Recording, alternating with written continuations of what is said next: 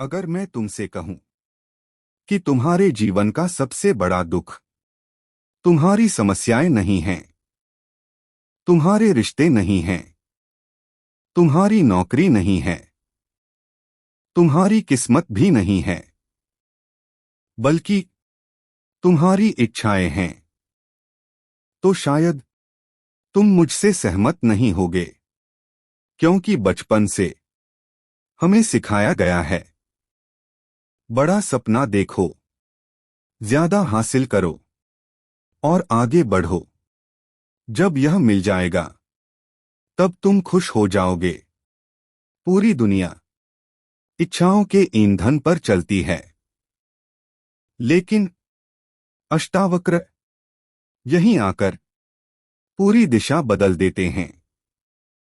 वे कहते हैं, बंधन वस्तुओं से नहीं है, बंधन इच्छाओं से भी नहीं है, बंधन उसमें से है जो अपनी खुशी को इच्छा के साथ बांध देता है।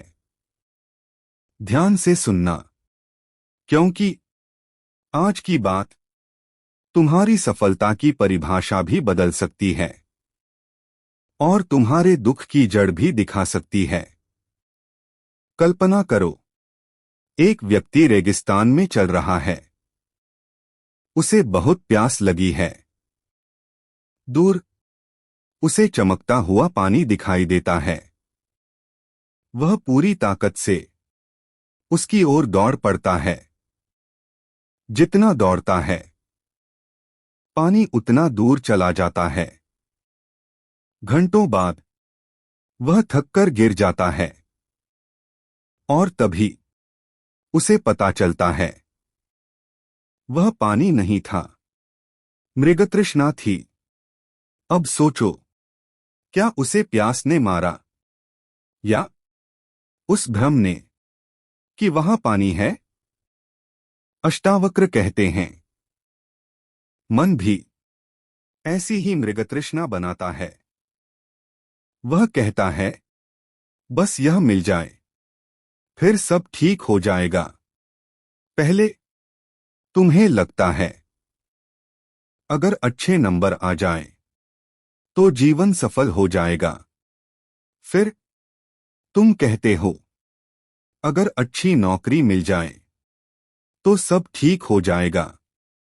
फिर अगर अपना घर हो जाए, अगर शादी हो जाए, अगर बच्चा हो जाए, अगर प्रमोशन मिल जाए, अगर बैंक बैलेंस बढ़ जाए।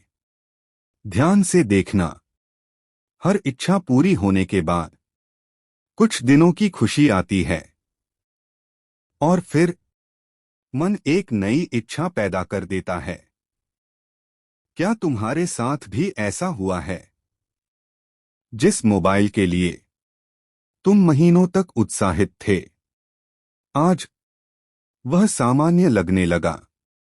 जिस नौकरी के लिए तुमने रातें जागकर मेहनत की, कुछ महीनों बाद वही नौकरी बोझ लगने लगी। जिस कार को खरीदने का सपना था, कुछ समय बाद वह भी आदत बन गई। क्यों? क्योंकि समस्या वस्तु में नहीं थी, समस्या मन की उस आदत में थी जो कहती है, अभी नहीं, थोड़ा और। यही अष्टावक्र का पहला प्रहार है। वे इच्छा के विरुद्ध नहीं हैं, वे इच्छा से बनी हुई पहचान के विरुद्ध हैं। इस अंतर को समझना बहुत आवश्यक है। अगर तुम भूखे हो, तो भोजन की इच्छा स्वाभाविक है। अगर तुम विद्यार्थी हो, तो सीखने की इच्छा भी स्वाभाविक है। अगर तुम कलाकार हो, तो बेहतर बनने की इच्छा भी सुंदर है। अष्टावक्र इन इच्छाओं को गलत नहीं कहते। वे पूछते हैं, अगर यह पूरी न हुई, तो क्या तुम टूट जाओगे? यहीं बंधन शुरू होता है। एक किसान था। हर वर्ष वह पूरे प्रेम से अपने खेत में बीज बोता था। बारिश होगी तो फसल उगेगी, नहीं होगी तो नहीं उगेगी। लेकिन वह हर सुबह आसमान से लड़ता नहीं था। वह बादलों पर क्रोध नहीं करता था। वह अपना कर्म करता और परिणाम प्रकृति पर छोड़ देता। गांव वाले उससे पूछते, तुम इतने शांत कैसे रहते हो? वह मुस्कुराकर कहता, बीज मेरा है, लेकिन बारिश मेरे हाथ में नहीं।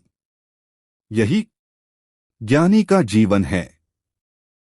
वह प्रयास करता है, लेकिन अपनी शांति परिणाम के हवाले नहीं करता। अब अपने जीवन को देखो।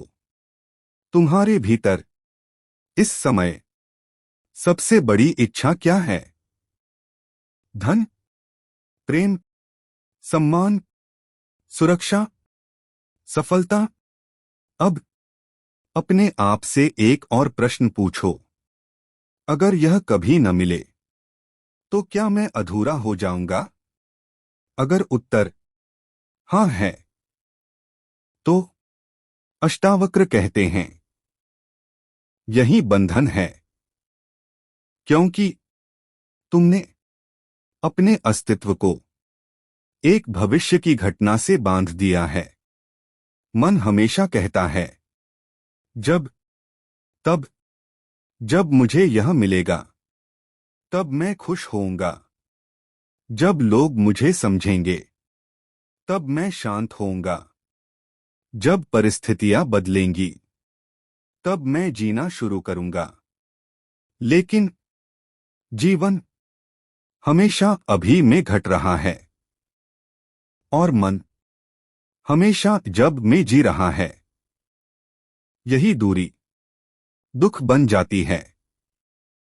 अष्टावक्र कहते हैं, मुक्त व्यक्ति इच्छा का दास नहीं होता।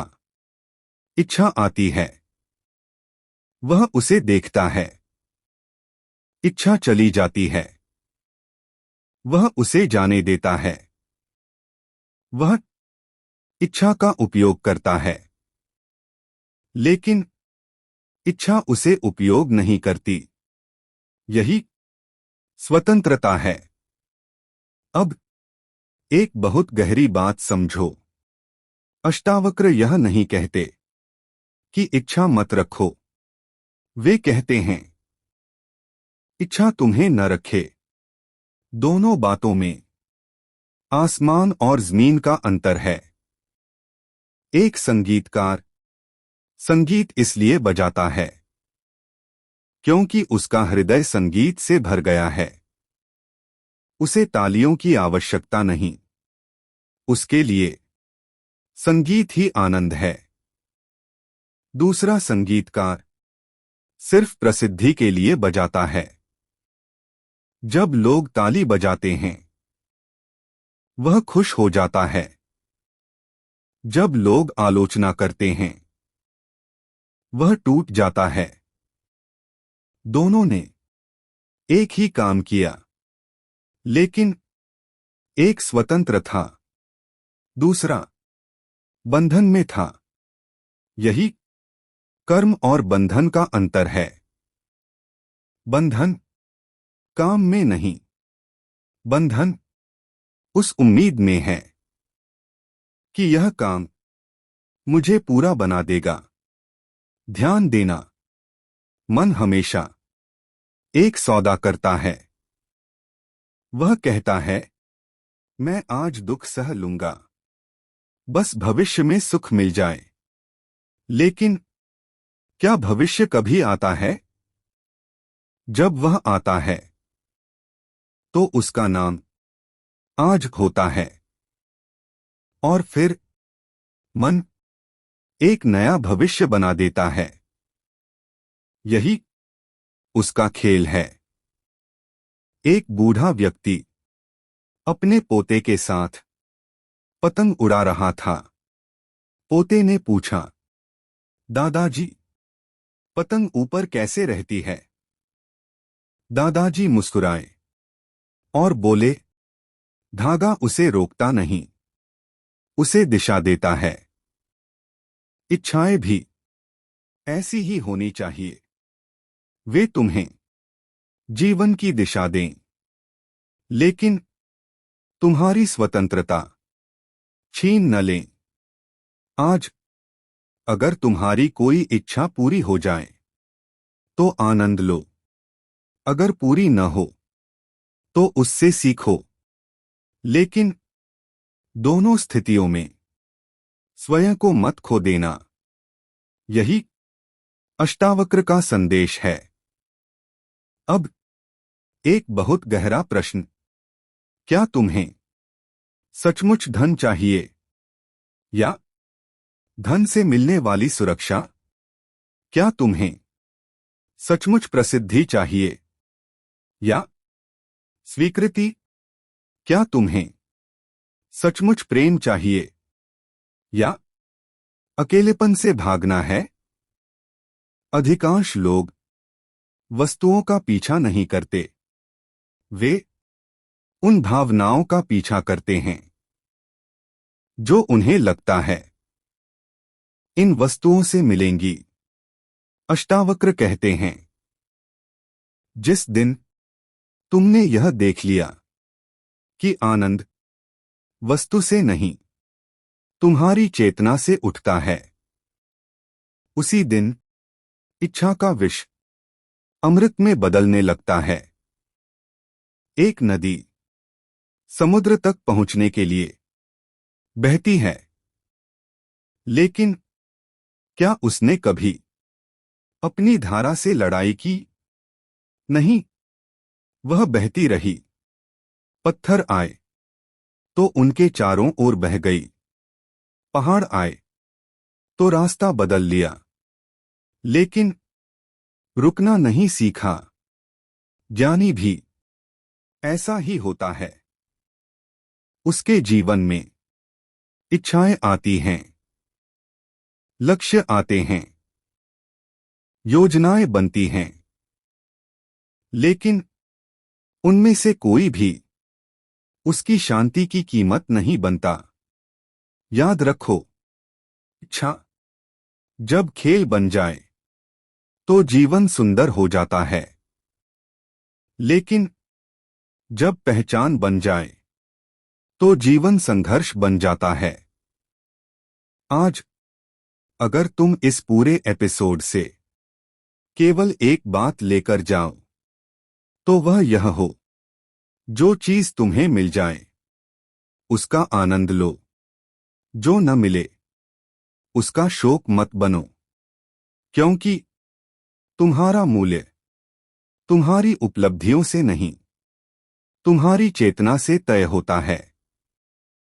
राजा जनक अब समझ चुके थे कि दुख अधूरी इच्छा में नहीं था, दुख उस विश्वास में था कि इसके बिना मैं अधूरा हूं। और जैसे ही यह विश्वास गिरा, उसी क्षण बंधन भी गिर गया। कल्पना करो, आज रात तुम्हारी सारी इच्छाएं कुछ देर के लिए शांत हो जाए। कोई बनने की इच्छा नहीं, कुछ पाने की इच्छा नहीं, किसी को साबित करने की इच्छा नहीं। क्या बचेगा? शायद पहली बार तुम स्वयं से मिलोगे, क्योंकि इच्छाओं का शोर जब शांत होता है तभी आत्मा की मौन आवाज सुनाई देती है। और शायद आज की पूरी यात्रा का सार सिर्फ एक वाक्य में समाया है, इच्छा बंधन नहीं है। इच्छा से अपनी पहचान जोड़ लेना बंधन है। यदि आज की बात तुम्हारे भीतर एक भी इच्छा को देखने की नई दृष्टि दे सकी, तो इस यात्रा में हमारे साथ बने रहना। वीडियो को लाइक करो, चैनल को सब्सक्राइब करो और कमेंट में केवल एक शब्द लिखो। स्वयं को बदलने की भी कोशिश नहीं करते, जो स्वयं को पूर्ण जान लेता है, गलत पहचान छोड़ दी, इच्छाओं का दास नहीं रहता। उसी क्षण अगले एपिसोड में वैसी की वैसी रही। एपिसोड 16 त्याग नहीं, पहचान उसे देखने वाला बदल गया। क्या सचमुच और शायद मुक्ति के लिए आज की पूरी यात्रा छोड़ना जरूरी है? सिर्फ एक वाक्य में कहा जा सकता है, संन्यास है। अज्ञानी परिस्थिति बदलना चाहता है, अष्टावक्र कुछ और ही कह रहे हैं, ज्ञानी दृष्टि बदल देता है। अगले एपिसोड में और हम जानेंगे जब दृष्टि बदल जाती है असली त्याग तो वही संसार जो कभी पहचान का होता था अब और शायद ईश्वर की एक शांत लीला जैसा आध्यात्मिक जीवन की सबसे बड़ी गलतफहमी टूटेगी। यदि आज की बात मैं तुमसे तुम्हारे भीतर अगले एपिसोड में मिलूंगा, पुरानी गांठ खोल सकी तब तक तो याद यात्रा को यहीं मत रोकना। जिसके पास सब कुछ है, वीडियो को लाइक करो लेकिन चैनल को सब्सक्राइब करो। वह गरीब है और कमेंट में केवल एक शब्द जिसे अपने होने में ही पूर्णता मिल गई, क्योंकि वही वास्तव में मुक्त है। यात्रा अभी समाप्त नहीं हुई। अगले एपिसोड में हम अष्टवक्र गीता की एक और विस्फोटक शिक्षा में प्रवेश करेंगे। एपिसोड 15 इच्छा ही बंधन है। क्या इच्छा रखना गलत है? क्या हर सपना, हर लक्ष्य, हर महत्वाकांक्षा तुम्हें बांध रही है? या बंधन इच्छा में नहीं, उससे जुड़ी पहचान में है? अष्टावक्र इस एपिसोड में इच्छा का ऐसा रहस्य खोलते हैं जो शायद तुम्हारी सफलता और आध्यात्मिकता दोनों की परिभाषा बदल देगा। मैं तुमसे अगले एपिसोड में मिलूंगा। तब तक याद रखना, ज्ञानी और अज्ञानी के बीच अंतर ज्ञान का नहीं, पहचान का है। और जिस दिन पहचान बदल जाती है उसी दिन संसार बदल जाता है।